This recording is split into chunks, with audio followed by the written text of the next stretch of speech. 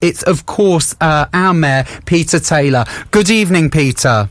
Good evening, Benji. How are you doing? I'm very well, thank you. Now, you were just telling me it's the Liberal Democrat conference at the moment, well, virtual conference, and you're going to be tucking into a virtual dinner this evening, is that right? I have. They brought a dinner in a box, which was very nice for one of the final event.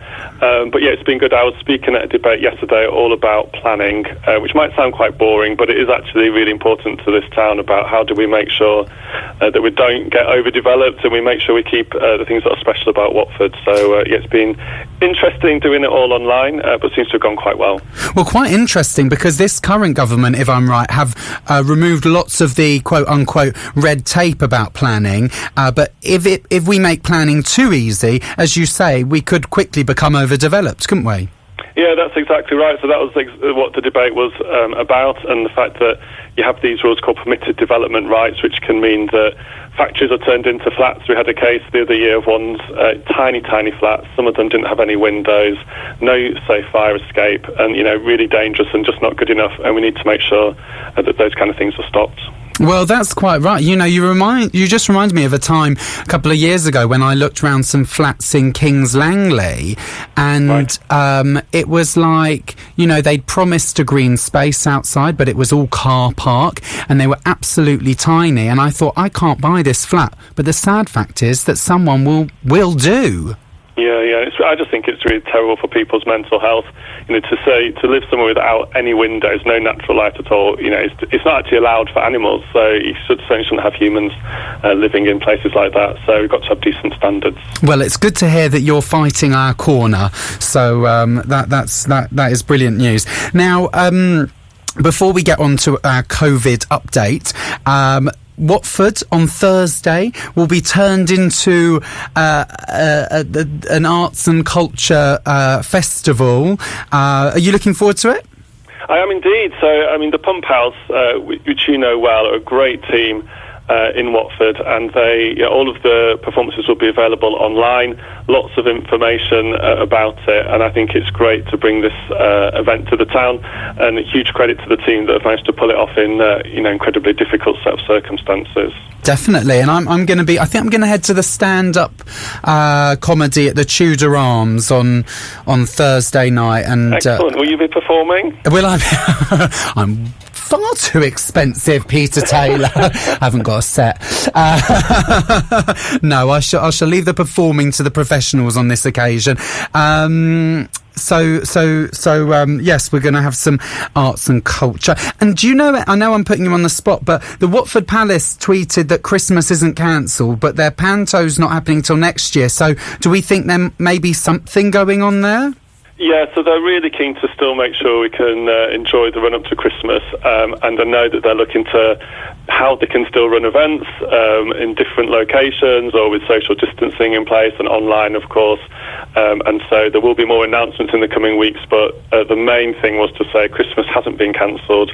You know, there still will be things for the family and everyone to enjoy in the run-up to Christmas. Well, that's quite right, because, I mean, look, the Pump House have been open already, and they're a far smaller space. So if the Palace Theatre can find a way to open socially distanced, then they're far bigger. So, you know, yeah. I know it's much easier said than done. So fingers crossed, and good luck at the Palace, and hopefully they'll be in touch with us when they do get a programme of events together. Now, London lockdown is looming, it seems. Cases are going up. We are obviously just outside of London. And how will that affect us? Yeah, I think the main thing to say is that, you know, there aren't plans to have a lockdown in Watford at the moment. We are keeping really close tabs on the number of cases. Ours are kind of at a medium level, so but fairly stable. And we're the only place in Hertfordshire at the moment with a track and trace, a local track and trace system. So our public health team are working really around the clock, 7 days a week, to make sure that happens. And like the rest of the country, I think it's vital that if you do, you know, if you have got COVID, you need to self-isolate. And we saw the figures out today that quite a number of people aren't doing that, and that is obviously incredibly dangerous. And so the team from Watford Council are contacting people that have been found to have COVID, making sure that they follow all the NHS advice, that they contact people that they've been in, that we contact people they've been in touch with, and all the rest of it. So there have been a handful of cases in Watford. We've dealt with those really well, but we need to remain vigilant and do all the advice about wearing masks, keeping our distance and washing our hands regularly. Have we handed out any 10 grand fines in Watford yet? We haven't handed out any fines, and as I say, the last conversation I had was with the head of the public health team in Watford, and they're working really closely with people, contacting them, talking them through what they need to do. Sometimes people need a bit of encouragement, but people are following the rules, and obviously would like to not have to issue those fines, but people do need to follow those rules, otherwise ultimately they could get a £10,000 fine. And how did we cope with the 10 p.m.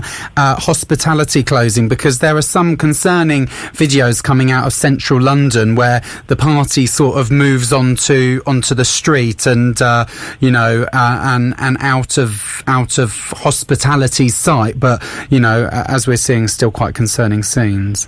Yeah, I do have concerns about it myself. I think that if you shut every pub on the Watford High Street, which is the case now at 10 p.m, and everyone leaves at the same time, you can end up with lots of people congregating, and that goes completely against the purpose of it. I understand why the government did it. The more people drink, the less likely they are to follow the social distancing rules. But I do think just closing every single pub at 10 p.m. and then not thinking through what the consequences of that are. You could, for example, have different times for restaurants and pubs and things like that, just to try and stagger it a little bit, because the whole purpose is to stop people congregating. And they've just decided to join in with everybody else and shut the Parliament pub at 10 o'clock too, which was just absolutely astonishing that they weren't following their own rules. But we'll leave that for listeners to decide. On other matters, like we started off with, I know I've asked you before, but they're not priming you for leadership at this conference, are they? We're going to trot out the same line. Ed Davey gave his speech today, and it was a really personal speech about his life as a carer for many different people. And I think a lot of us will be able to relate to that. And I think carers are often overlooked. So no, that job's taken, and also I'm very busy with my job at the moment. Well, we'll give Ed Davey a minute before the bookies start taking bets, all right?